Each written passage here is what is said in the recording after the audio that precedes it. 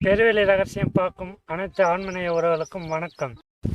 இந்த காணொலியில நம்ம பார்க்கக்கூடிய செய்தி சமயக்குறவர்கள் நால்வர்களை பற்றிய செய்தி. இது மாபெரும் ரகசியம். பலாயிரம் ஆண்டுகளாக சித்தர்கள் சூட்சமமாக மறைத்து சொல்லப்பட்ட ரகசியம் எல்லாம் வல்ல இறைவனின் தனிப்பெரும் கருணையால் வெளிவந்து உள்ளது. அனைத்து ஆண்மனேய உறவுகளும் இதை பார்த்து இந்த மாபெரும் ரகசியத்தையும் இதன் உள்ள சூட்சமத்தையும் தெரிந்து கொள்ள வேண்டும். வணக்கம் ஞானவேல். என்ன நீங்க போன காணொலிக்கு வராம போயிட்டீங்க? அதுவா போயந்தி, நம்ம திருப்பாதிரி பிள்ளைகளுக்கும் திருவதிக்கும் போனேன் ஆலயத்துக்கு. அது நம்ம சமயக்குறவர்கள்லாம் பாடல் பெற்ற தலமாச்சே. அதனால அதில் ஒரு சிறிய சுற்றுலா போயிருந்தேன். அதனால தான் வர முடியல. அனைத்து காணொலிகளிலும் ஞானவேல் நீங்க தான் என்கிட்ட சந்தேகம் கேட்பீங்க. எனக்கு தெரிஞ்சு ஏதாவது ஒரு சிறு பதிலை நான் சொல்லுவேன். ஆனா இன்னைக்கு உங்ககிட்ட நான் ஒரு கேள்வி கேட்க போறேன் ஞானவேல். கேளுங்க. நம்மளுடைய குதம்பை சித்தர் ஒரு பாடல்ல சொல்லுவாங்க, சிற்பர்கள் கட்டும் திருக்கோயின் உள்ளே தற்பரம் வாழ்வதுண்டோ, குதம்பாய் தற்பரம் வாழ்வதுண்டோ, தன்னால் உண்டாம் சிட்டி தன்னாலே சிட்டித்த உன் புன்கோயில் உள்ளவன் யார், குதம்பாய் உன் புன்கோயில் உள்ளவன் யார்னு கேக்குறாரு. இப்போ ஒரு ஆலயம் இருக்குன்னா அந்த ஆலயத்தை சிற்பிகள் கட்டுறாங்க. அங்க இருக்கிற விக்கிரகத்தை சிற்பிகள் செதுக்குறாங்க. அந்த ஆலயத்தின் உள்ளே இறைவன் இருக்கிறானா? அப்படி என்றால் தன்னாலே இறைவனால் கட்டி கொடுக்கப்பட்ட இந்த புன்கோயிலில் உள்ளவன் யார் என்று ஒரு கேள்வியை எழுப்புறாரு. ஆமா, கண்டிப்பா வருது. அதுபோல நம்ம சித்தர் சிவவாக்கியரும் ஒரு பாடல்ல கேக்குறாங்க, செங்கல்லும் கருங்கல்லும் சிவந்த சாதி லிங்கமும் செம்பிலும் தராவிலும் சிவனிருப்பன் என்கிறீர், உம்மதம் அறிந்து நீர் உம்மை நீர் அறிந்த பின் அம்பலம் நிறைந்தநாதர் ஆடல் பாடல் ஆகுமே என்கிறார் சிவவாக்கியர். அப்ப நாம கடவுளை எங்கெங்க பாக்குறோம்னா செங்கல், கருங்கல், அப்புறம் சில லிங்கம், அதையும் கடந்து செம்பு, ஈயம், பித்தளை, இது போன்ற இடத்துல நீங்க சிவன் இருப்பதாக நீங்க சொல்றீங்களேன்னு சொல்லி சிவவாக்கியர் ஒரு பாடல்ல சொல்றாங்க. அதே சிவவாக்கியர் இன்னொரு பாடல்ல சொல்றார், கோயிலாவது ஏதடா குளங்களாவது ஏதடா, கோயிலும் குளங்களும் கும்பிடும் குலாமரே, கோயிலும் மனத்துளே குளங்களும் மனத்துளே, ஆவதும் அழிவதும் இல்லை இல்லை இல்லையே என்கிறார். நம்மளுடைய பட்டினத்து அடிகள் அவர் ஒரு பாடல்ல சொல்றாங்க, ஆரூரார் இங்கிருக்க அவ்வூர் திருநாள் என்று ஊர் ஊர் தோறும் உழல்வீர், நேரே உலகுறிப்பை நாடாத ஊமர்கள் என்று பட்டினத்தார் நம்மள திட்டுறாங்க. இப்ப தெய்வம் இறைவன் கடவுள் நமக்குள்ள இருக்கும் பொழுது ஆரூரார் இங்க இருக்கு அவ்வூர் திருநாள் என்று இங்க சிதம்பரத்துல ஆணி திருமஞ்சனம் காட்டுறாங்கன்னு சொல்லி அங்க போறேன், அப்படியே உடனே கார்த்திகை தீபம் காட்டுறாங்கன்னு திருவண்ணாமலைக்கு போறோம். கடவுள் இங்க நமக்குள்ளதானே இருக்கான். ஆரூரார் இங்க இருக்கு அவ்வூர் திருநாள் என்று ஊர் ஊர் தேடும் அலையிறீங்களே ஊமையர்கள்னு சொல்லி நம்ம பட்டினத்தடிகளும் நம்மள பேசுறாங்க. நம்ம பத்திரகிரியார் சொல்றாரு, உளியிட்ட கல்லும் உருவிழித்த செஞ்சாந்தும் புலியிட்ட செம்பும் பொருளாவது எக்காலம். ஒரு விக்கிரகத்தை நாம கும்பிடுறோம் வரம் போறணும், அந்த விக்கிரகத்தை உளியிட்டு தான் நம்ம செதுக்கிறோம் வரம் போறோம். அதையும் கடந்து மகாவிஷ்ணு ஆலயங்கள், முக்கியமா வைணவ தலத்திற்கு ஆலயத்தை பார்த்தோம்னா அந்த செஞ்சாந்தனால் சில விக்கிரகத்தை பிடிச்சி வச்சிருப்பாங்க. விக்கிரகத்தின் அடியில செஞ்சாந்து தடையை வச்சிருப்பாங்க. இது அப்புறம் நம்ம ஒரு நடராஜரை நம்ம வணங்குறோம்னா அது குறிப்பிட்ட காலத்துக்கு பிறகு அதுல அழுக்கு ஏறுது, அந்த ஐம்பொன் சிலைகள்ல களிம்பு ஏறுது. அதை நம்ம பின்னாடி எடுத்துட்டு புளி போட்டு நல்லா விளக்குறோம், விளக்கிட்டு நம்ம கும்பிடுறோம். அதுதான் பத்திரிகையார் என்ன கேட்கிறாரு, உளியிட்ட கல்லும் உருபிடித்த செஞ்சாந்தும் புலியிட்ட செம்பும் பொருளாவது எக்காலம்னு கேக்குறாங்க. அதே குதம்பை சித்தர் இன்னொரு பாடல்ல, கோயில் பல தேடி கும்பிட்டதால் உனக்கு ஏயின் பலன் வருமோ குதம்பா, ஏயின் பலன் வருமோ, இந்த கோயில் கோயிலா தேடி கும்பிடுறீங்களே உங்களுக்கு ஏதாவது ஒரு பலன் வருமான்னு கேக்குறாரு. நெஞ்சமே கோயில் நினைவே சுகந்தம் அன்பே மஞ்சன நீர் பூசை கொள்ள வாராய் பராபரமே என்று தாயுமானவர் சொல்கிறார்.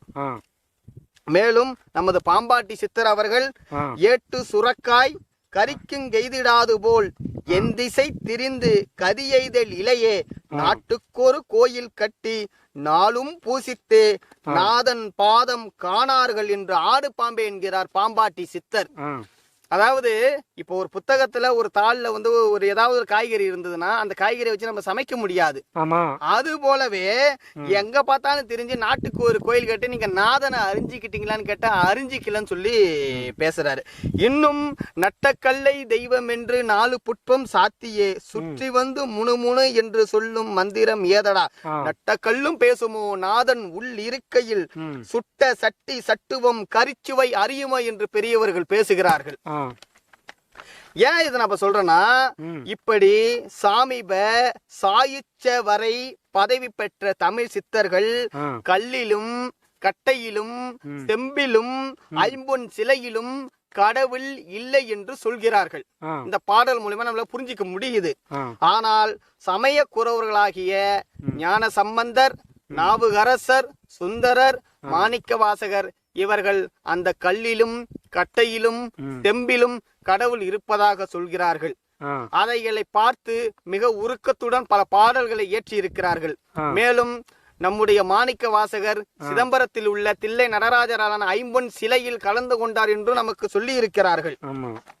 ஆமா, சமய குறவர்கள்ல 4 இருக்காங்க பாத்தீங்களா, அவர்களால் பாடல் பெற்ற தலம் இங்க நிறைய இருக்கு. சொல்லணும்னா சோழ நாட்டில் 190 கோயில், தொண்டை நாட்டில் 32 கோயில், நடுநாட்டில் 22 கோயில், பாண்டிய நாட்டில் 14 கோயில், மலை நாட்டில் 1 கோயில், துளுவ நாட்டில் 1 கோயில், ஈழ நாட்டில் 2 கோயில், வடநாட்டில் 5 கோயில், ஆக மொத்தம் 274 கோயில்களுக்கு சென்று சமய குறவர்கள் 4 பாடல் பெற்ற தலம் இருக்கிறது. இந்த உலகம் முழுவதும் 274 தலங்களில் 4 பாடல் பெற்ற தலமாக இருக்கிறது. இப்ப இதையும் தாண்டி குதம்பை சித்தர் ஒரு இடத்துல என்ன சொல்றாருன்னா, கல்லினை கட்டையினை செம்பினை கும்பிடுதல் புல்லறி வாகுமடி குதம்பாய், புல்லறி வாகுமடி குதம்பாய். புல்லறிவுனா ஓரறிவு உள்ள ஜீவன். இந்த கல்லு கட்டை செம்பெல்லாம் யார் கும்பிடுவான்னு கேட்டா இந்த ஓரறிவு உள்ள ஜீவன் கூட செய்யாதுன்னு சொல்றாரு. அப்ப நாம வந்து அந்த ஓரறிவன் உள்ள ஒரு ஜீவனாகவே நம்ம இருந்துட்டு போவோம். நம்மளுக்கு வந்து அறிவு விகற்பம் கிடையாது. அதனால கல்லையும் கட்டையும் செம்பையும் எதையாவது கும்பிடுறன்னு வச்சுக்க. ஆனா ஞான சம்பந்தர், நாவுக்கரசர், மணிவாசகர், சுந்தரர் எல்லாம் மிகப்பெரிய மகான்கள். இந்த பாடல் இவர்களையும் தாக்குதே என்று கேட்கும் போதுதான் நமக்கு வந்து ஒரு மிகப்பெரிய ஒரு குழப்பத்தை ஏற்படுத்துது. ஏன் நம்ம இதை சொல்றோம்னா, சித்தர்களும் மிகப்பெரிய இடத்தை அடைந்தவர்கள், 4 மிகப்பெரிய இடத்தை அடைந்தவர்கள். இப்ப நம்ம யார் சொல்றதை கேட்டு நடக்கிறதுன்றதுதான் நம்மளுக்கு ஒரு பெரிய குழப்பமே. ஏன்னா ஒரு சமயத்தில் இருந்து ஒரு கடவுளையே வழிபட்டு மிகப்பெரிய இடத்தை அடைந்தவர்கள் சித்தர்களும் 4. அதனால்தான் நமக்கு இந்த குழப்பமே நம்ம ஏற்படுது. முக்கியமா இந்த பௌதீக உலகத்தில் கடவுளால் படைக்கப்பட்ட அநேக பொருட்கள் இருக்கிறது. கல்லு கட்டை செம்பு இப்படி ஏராளம் கணக்கில் அடங்காம இருக்கிறது. இந்த கல்லிலையும் கட்டையிலையும் செம்பிலையும் பித்தளை ஈயம் இதெல்லாம் கடவுள் இல்லைன்னு சொல்லி நமக்கு சித்தர்கள் சொல்றாங்க. அவங்க பேச்ச கேக்குறதா இல்ல இந்த கல்லு கட்டை செம்பு ஐம்பொன்னு இத பார்த்து உருகி உருகி பாடல் இயற்றின 4 பேச்ச நம்ம கேட்பதா? கண்டிப்பா. இதுதான் நமக்கு வந்து பெரிய ஒரு குழப்பமா இருக்கு. எனக்கே அந்த சந்தேகம் வருது, உங்களுக்கே இருக்கு. அப்ப நாம என்ன பண்ணோம்னா, இந்த இருவர்களுக்கும் 4 சித்தர்களுக்கும் பொதுவாய் இருக்கின்ற வள்ளல் பெருமானார் என்ன சொல்றாருன்றத நம்ம முதல்ல பார்க்கணும். பெருமானார் சொல்றாங்க, கடவுள் ஆன்ம வியாபகமாகிய மனித தேகத்தில் காரியப்படுவது உத்தமமாக இருக்க சிலை, விக்கிரகம், பூதம், தாருனா கட்ட ஞானவேல், தாரு முதலியவைகளில் வெளிப்படுத்திக் கொள்வது மந்த நியாயம். ஐயா என்ன சொல்றாங்க, சிலை, விக்கிரகம், பூதம், தாரு, கட்டை இதுலலாம் கடவுள் இருக்கான்னு வெளிப்படுத்திக் கொள்வது அறிவை இழந்தவர்கள் செய்கின்ற செயல் ஐயா சொல்றாங்க. மேலும் அதில் தோன்றி அனுகரிப்பதாக சொல்வது ஜாலம் என்றாரு. கடவுள் அந்த ஐம்பொன் சிலையில் இருந்தும், அந்த கல்லில் இருந்தும், அந்த கட்டையில் இருந்தும், அந்த செம்பில் இருந்தும், அந்த பித்தளையில் இருந்தும் வெளியே வந்து நமக்கு அனுகரிப்பதாக சொல்வது சுத்த பொய்ன்னு ஐயா சொல்றாங்க. நாம ஏன் இந்த இடத்துல அதை சொல்றோம்னா, நம்ம 4 சுந்தரர் இருப்பார் பாத்தீங்களா, சுந்தரருக்கு திருமணம் நடக்கும். அப்போது இறைவன் வயதோகி ஒரு வேடத்தில் வந்து சுந்தரரின் திருமணத்தை தடுத்து நிறுத்துவார். தடுத்து நிறுத்தி இவன் எனக்கு அடிமை என்று வழக்கு தொடுத்து அந்த வழக்கில் வெல்வார். பிறகு அந்த முதியவர் செல்ல சுந்தரர் பின்தொடர்ந்து செல்வார். அப்படி பின்தொடர்ந்து செல்லும் போது அந்த முதியவர் திருவெண்ணெய்நல்லூரில் ஆலயத்தில் உள்ள சிவலிங்கத்தில் கலந்து கொள்வார். இதை பார்த்து அதிர்ச்சி அடைந்த சுந்தரர் பித்தா பிறைசூடி பெருமானே அருளாளா என்று பாடும். இதையே இப்ப நான் சொல்றேன்னா, ஒரு பக்கம் இவங்க என்ன சொல்றாங்க, அந்த கல்லு கட்ட செம்பில இருந்து ஒண்ணுமே வராது, சுத்த பொய்ன்றாங்க வள்ளல் பெருமான் உட்பட. இங்க சுந்தரர் என்ன சொல்றாரு, அது உள்ள போய் கலந்துகிட்டாரு, அது உள்ள இருந்து வந்தாரு, பித்தா பிறைசூடி பெருமானே அருளாளான்றாங்க. இப்ப நம்ம யார் சொல்றத கேக்குறது? இதுல மீண்டும் இதுல எது பொய் எது உண்மைன்னு நமக்கு ஒண்ணுமே தெரியல. சித்தர்கள் சொல்வது உண்மையா, நால்வர்கள் சொல்வது உண்மையா அப்படின்னு தெரியல. ஆனால் இந்த குழப்பத்தை நமக்கு தீர்த்து வைத்தவர் வள்ளல் பெருமான் ஒருவர் தான். அவர் 150 ஆண்டுகளுக்கு முன்பாகவே இந்த குழப்பத்தை நமக்கு தீர்த்து கொடுத்தவர். பெருமானார் சொல்கிறார், பெரிய புராணத்தில் குறித்த 63 நாயன்மார்களும் மற்ற நாயன்மார்களும் தத்துவங்களே ஒழிய வேறில்லை. அதை அதை விசாரித்து அனுட்டித்தால் அது ஒவ்வொரு சித்தியை கொடுக்கும். இப்படி ஒவ்வொரு சித்திக்கும் 8 வருடம் 12 வருடம் பிரயாசை எடுத்துக்கொண்டால் நாம் அடைய போகின்ற பெரும் லாபத்தை இழந்து விடுவோம் என்கிறார். மேலும் சொல்றாங்க ஐயா, மாணிக்க வாசகர் சுவாமிகளும் 63 நாயன்மார்களும் மனிதர் அல்லர். தத்துவங்கள் தேவாரம் திருவாசகம் முதலியவைகள் மேற்குறித்த ஞான சம்பந்தர் நாவுக்கரசர் சுந்தரர் மாணிக்க வாசகர் பாடின அல்ல. என்ன போய் இப்படி சொல்றீங்க? தேவாரம் திருவாசகத்தை யார் தான் பாடுறது? சித்தர்கள் சில சித்திகளை குறித்து கற்பனையாய் செய்த சரித்திரம். நால்வர்கள் நம்மை போலவே மனிதர்களாக இருந்திருந்தால் சித்தர்கள் வைத்த கருத்தையே முன்வைத்து இருப்பார்கள்.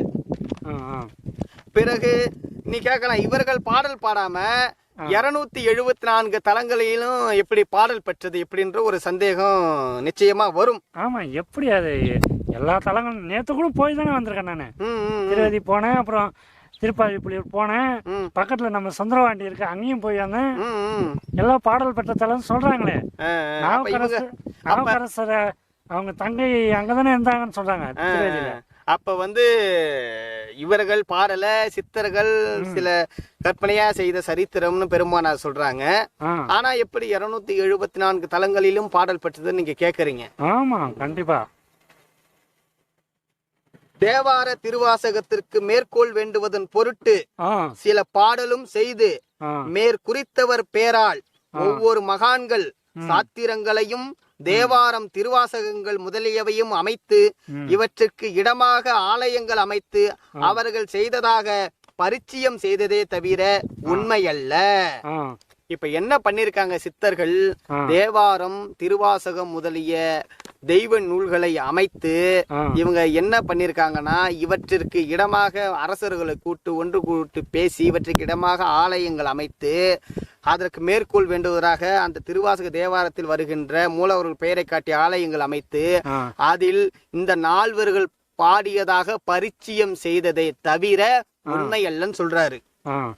இதை பெருமானார் சுத்த சன்மார்க்கத்தில் இதனது உண்மைகள் விவரமாய் வெளியாகும் சொல்றாரு. ஆனால் இதை சுத்த சன்மார்க்கத்தில் இந்த உண்மை விவரமாய் வெளியாகும் என்று சொன்னதோடு மட்டுமில்லாமல் சுத்த சன்மார்க்கம் விளங்குகின்ற காலத்தில் இதனது உண்மைகள் யாவும் பகிரங்கமாய் வெளிப்படும் என்றார். இதுவே சுத்த சன்மார்க்கம் விளங்குகின்ற காலம் என்பதால் ஒவ்வொரு உண்மைகளும் தொடர்ந்து பகிரங்கமாய் வெளிவந்து கொண்டே இருக்கிறது. ஐயா சொல்றாங்க, பெரிய புராணத்தில் குறித்த மாணிக்க வாசக சுவாமிகளும் 63 நாயன்மார்களும் மற்ற நாயன்மார்களும் மனிதரல்லர். தத்துவங்களே ஒழிய வேறில்லை. அதை அதை விசாரித்து அனுட்டித்தால் அது ஒவ்வொரு சித்தியை கொடுக்கும். இதுபோல் சைவத்தில் சொல்லுகின்ற சௌராதி சண்டை பரியந்தமும் தத்துவமேயாம். சைவ புராணம் விஷ்ணு புராணம் முதலியவற்றின் உண்மையும் தத்துவ சம்காரங்கள் என்கிறார். இப்ப வைணவ சமயத்தில் காட்டப்படுகின்ற ஆழ்வார்கள் எத்தனை ஞானவேல்? 12 ஆழ்வார்கள். 12 ஆழ்வார்கள். இந்த 12 ஆழ்வார்களும் மனிதர் அல்லர், அவர்களும் தத்துவங்கள் தான். ஓ, அவங்களும் எப்படி சைவ சமயத்தில் நால்வரால் 274 தலங்களில் பாடல் பெற்றதாக சொல்லப்பட்டதோ அதுபோலவே வைணவ சமயத்தில் 108 திவ்ய தேசங்களில் 12 ஆழ்வார்களால் பாடல் பெற்றதாக சொல்லப்பட்டது. ஆனால் 108 திவ்ய தேசங்களில் பாடல் பாடப்பெற்றது 12 ஆழ்வார்களால் அல்ல. அதுவும் இவர்களின் பெயரால் மகான்கள் பரிச்சயம் செய்ததே தவிர உண்மை அல்ல. முக்கியமா பொய்கை ஆழ்வார் யோதத்காரி என்ற திருமாலின் கோயிலின் பொற்றாமரை குலத்தில் பிறந்தார் தான் சொல்லுவாங்க. அதுபோல பூதத்தாழ்வார் மாமல்லபுரத்தில் உள்ள குறுக்கத்தி மலரில் தோன்றினார்னு சொல்றாங்க. இப்ப இவங்க யாருமே தாய் வயிற்றில் பிறக்கல. ஒருத்தர் இந்த மலர்ல பிறந்தாரு, இன்னொருத்தர் அந்த மலர்ல பிறந்தாரு. இதெல்லாம் என்ன காரணம்னு கேட்டீங்கன்னா, சைவ சமயத்தில் சொல்லப்பட்ட 63 நாயன்மார்களும் நால்வர்களும், வைணவத்தில் சொல்லப்பட்ட 12 ஆழ்வார்களும் இவர்கள் யாருமே மனிதர் அல்ல, தத்துவங்கள். ஆமா, அது மாதிரி சூரபத்மன் யுத்தம் முதலிய யுத்தங்களும் தத்துவ சம்காரங்களே. நம்ம முருகபெருமான பற்றி தெளிவாக பார்க்கும் பொழுது முருகபெருமான பற்றியும் சூரபத்ம யுத்தத்தை பத்தி நம்ம தெளிவா பார்க்கலாம் ஞானவேல். இதுபோல் மாணிக்க வாசக சுவாமிகள் முதலிய மகான்களின் சரித்திரமும் தத்துவ சித்தியே என்றாங்க ஐயா. அவரு இந்த அமைச்சர்கிட்ட வேலை செஞ்சாரு, முதலமைச்சரா இருந்தது பாண்டிய நாட்டுல, இதுவும் தத்துவ சித்தி தான் சொல்லி ஐயா சொல்றாங்க. மேற்குறித்தவர் பேரால் ஒவ்வொரு மகான்கள் சாத்திரங்களையும் தேவாரம் திருவாசகங்கள் முதலியவையும் அமைத்து இவற்றிற்கு இடமாக ஆலயங்கள் அமைத்து மேற்படி சித்திக்கு உரிய தத்துவ தத்துவிகளின் பெயரை கர்த்தாவாக்கி அந்த சித்தி முடியும் காலம் தினம் கருவி முதலியவைகளை மேற்படி ஆலயங்களுக்கு விசேஷ காலமாக்கி வழக்கத்தில் வருவித்தார்கள். இவங்க என்ன பண்ணாங்கன்னா, இப்படி சித்தர்கள் ஆலயத்தை கட்டி இந்த நால்வர்கள் பாடியதாக பரிச்சயம் செய்ததோடு மட்டுமில்லாமல் அந்த ஆலயத்திற்கு சில பவர்கள் சித்துகளை ஏற்படுத்தி அதை வழக்கத்தில் வருவிச்சாங்க. அந்த பவர் முடியும் போது அஷ்டபந்தன மகா கும்பாபிஷேகம் இது போன்ற கும்பாபிஷேகத்தை பண்ணி அந்த சித்தியை இன்னும் காலத்துக்கு நீட்டிக்க வச்சாங்கன்னு தான் ஐயா சொல்றாங்க.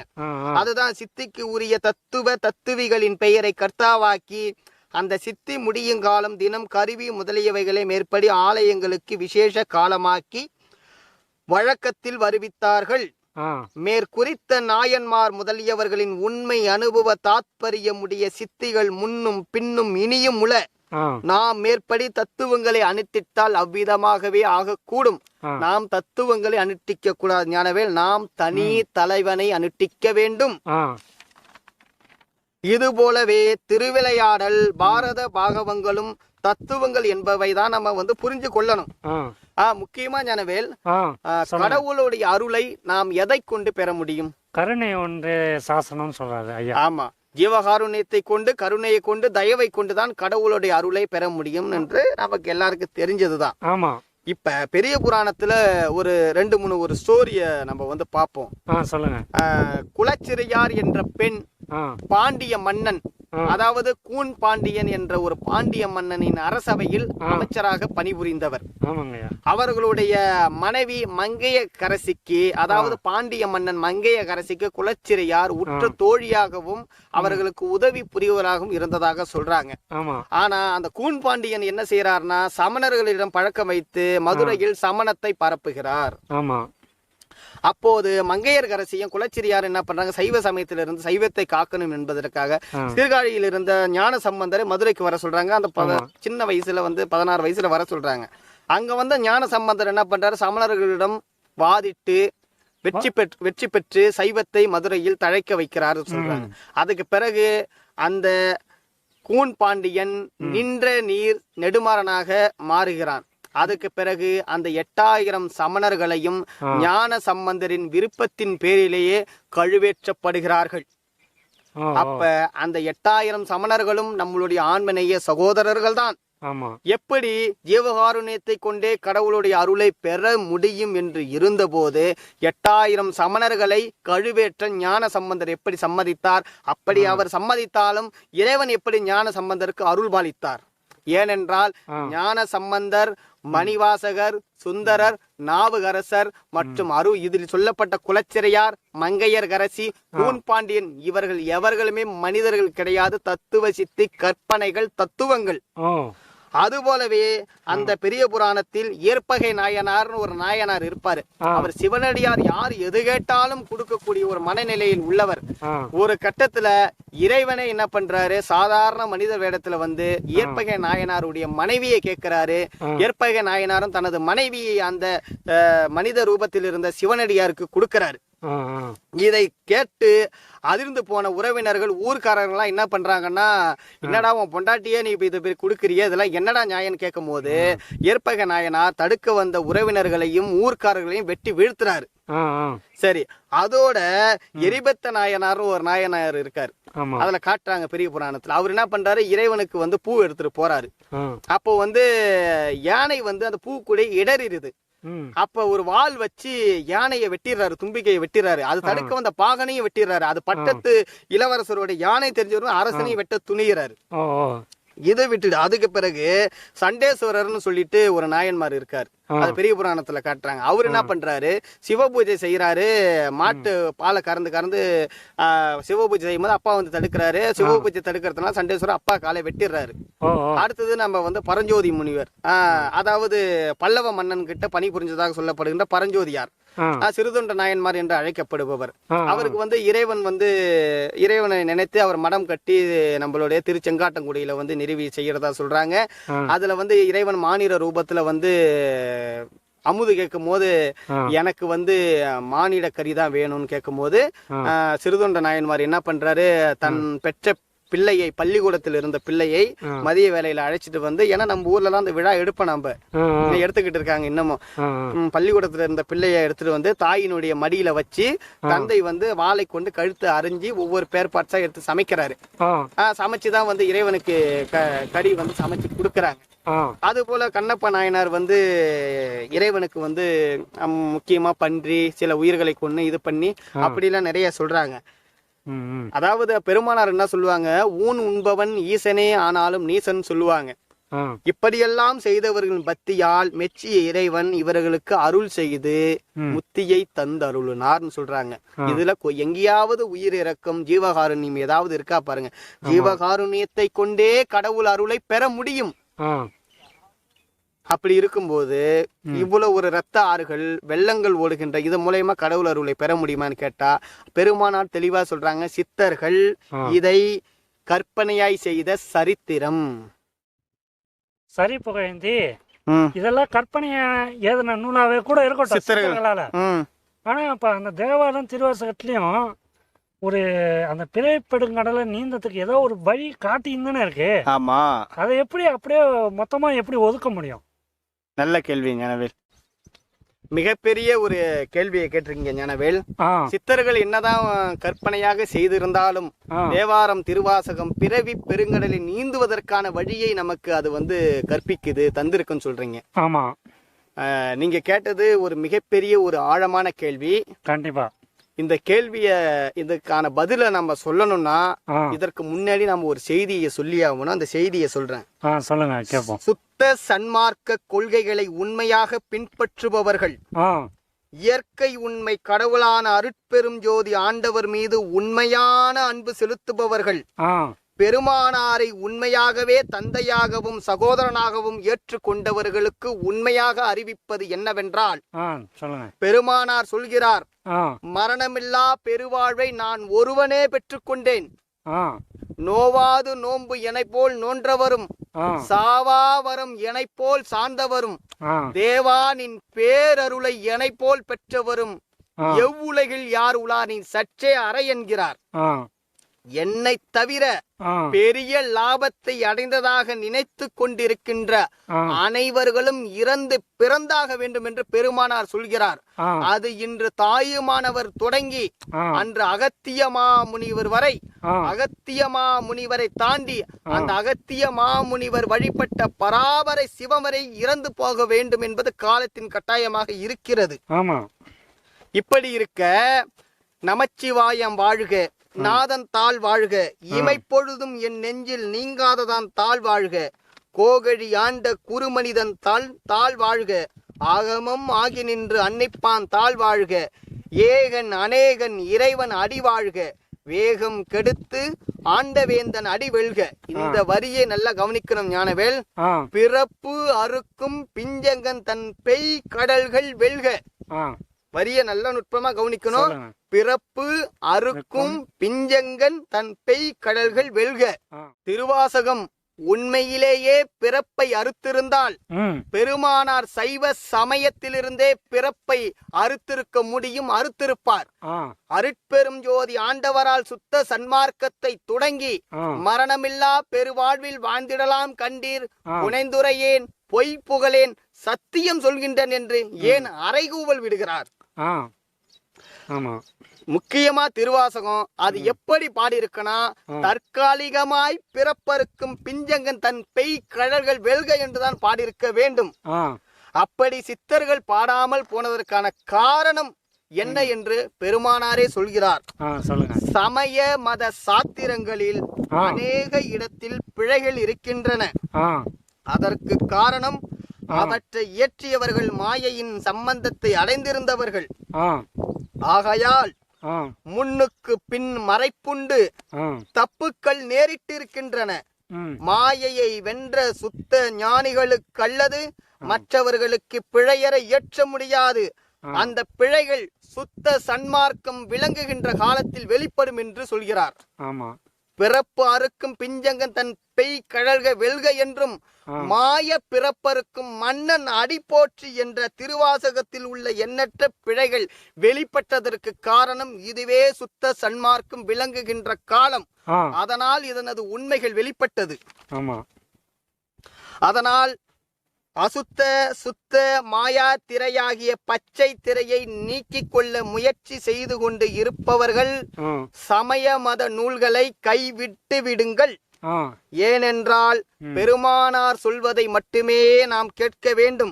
மற்றவர்கள் வீணாக நம்மிடம் திணித்தால் ஏற்றுக்கொள்ளாதீர்கள். காரணம் அவர்கள் நம்மை போலவே மாயையில்தான் இருக்கிறார்கள் என்று நாம் தெளிவாக புரிந்து கொள்ள வேண்டும். நமக்கு மரணமில்லா பெருவாழ்வை பற்றியும் உண்மை கடவுளை பற்றியும் தெரியாமல் போனதற்கு காரணம் நம்மை போலவே ஆன்மாவாக இருந்து கடவுளை நோக்கி தவம் செய்து சிறு லாபத்தை பெற்றுக்கொண்ட ஆன்மாக்கள் கடவுள் ஆகிய பிறகு இன்னும் அவர்கள் மேல் ஏற வேண்டிய படிகளெல்லாம் ஏறாமல் அந்த பதவிகளில் அகங்கரித்து மகிழ்ந்து அவர்கள் ஏற்படுத்திய சூழ்ச்சியே இந்த சமய மதங்கள். திருவாசகம் தேவாரத்தில் அநேக இடத்தில் பிழை இருக்க வேண்டிய காரணம் இதை எழுதிய சித்தர்கள் மாயையில் இருந்தார்கள் என்பதை விட இந்த சித்தர்கள் நாம் வணங்கிய இந்த கடவுள்களே மாயையில் இருக்கிறார்கள் என்பதுதான் உண்மை. அதனால்தான் இப்படி எழுதிருக்காங்க. ஆமா, பெருமானார் சொல்றாங்க, சர்வ சக்தியை உடைய தனி தலைமை பதியாகிய ஆண்டவரை நோக்கி ஆன்மாக்கள் தபசு செய்து சிருஷ்டியாதி பஞ்ச கிருத்தியங்களையும் பெற்றுக்கொண்ட மூர்த்திகள் ஆகியவர் ஒரு தொழிலை உடைய பிரம்மாவும், 2 சித்தியை உடைய விஷ்ணுவும், 3 சித்தியை உடைய ருத்திரனும், இது போன்ற மற்றையர்களும் மேற்குறித்த மூவரால் ஏற்படுத்திய தத்துவ சித்தி கற்பனைகளாகிய இந்த வரிய கவனிக்கணும். மேற்குறித்த மூவரால் ஏற்படுத்திய தத்துவ சித்தி கற்பனைகள் ஆகிய சமய மத மார்க்கங்களை அனுஷ்டித்து அவர்களையே கர்த்தாக்களாக வணங்கி வழிபாடு செய்து வருகின்ற இதுவரையும் உள்ள ஆன்மாக்கள் மேற்குறித்தவர்களது பதப்பிராப்தியை ஆன்மாக்கள் லேசம் பெற்று கொண்டார்கள். ஆதலால் இவர்களை அசைப்பித்து அனுகரிக்கும் சர்வ சக்தியை உடைய தனி தலைமை கடவுளின் சித்தியின் லேசங்கள் இவர்களுக்குள்ள. ஆதலால் இவர்கள் அந்த சர்வ சித்தியை உடைய கடவுளுக்கு கோடி கோடி பங்கு தாழ்ந்த தரத்தில் இருக்கிறார்கள். ஆகவே சமய தேவர்களை வழிபாடு செய்ய வேண்டிய அவசியம் இல்லை என்கிறார். ஆக இந்த செய்தியை பார்த்து மகிழ்ந்த நமது ஆன்மநேய உறவுகள் அனைவருக்கும் எங்களது மனமார்ந்த நன்றியை தெரிவித்துக் கொள்கின்றோம். அருட்பெரும் ஜோதி, அருட்பெரும் ஜோதி, தனிப்பெரும் கருணை, அருட்பெரும் ஜோதி. எல்லா உயிர்களும் இன்புற்று வாழ்க, கொல்லா விரதம் குவலயமெல்லாம் ஓங்குக.